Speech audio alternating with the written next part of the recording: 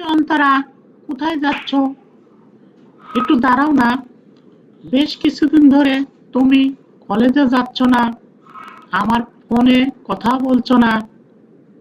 বিষয়টা কি একটু বলে যাও না?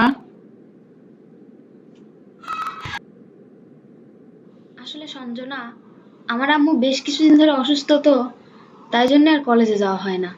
তো দোয়া করি আমার আম্মু খুব তাড়াতাড়ি সুস্থ হয়ে যাবে। বাসার সব কাজ আমাকেই করতে হয়, তো তারপর আমিও কলেজে যাব। তুমি আমার বাড়িতে বেড়াতে এসো। সঞ্জনা, তুমি বাইরে দাঁড়িয়ে আছো কেন? আসো, বাড়ির মধ্যে আসো। তুমি কি একা একা এসেছো? খালা আমাদের সাথে আনতে পারো নাই? তারা সবাই কেমন আছে? ভালো আছে তো? তুমি কেমন আছো?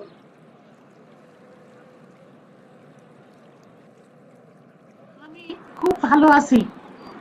তোমরা কেমন আছো? খালাম্মা ভালো আছে তো? আর শরীর অবস্থা এখন কেমন? আচ্ছা, চলো ভিতরেই যাই। ভিতরে যায় কথা বলি।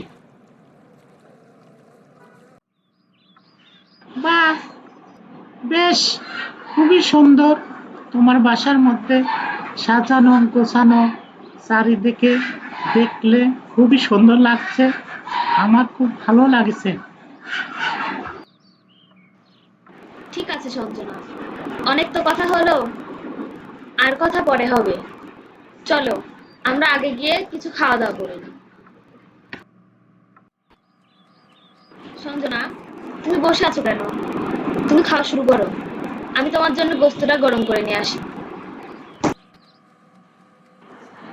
না অন্তরা, এ কেমন হয়?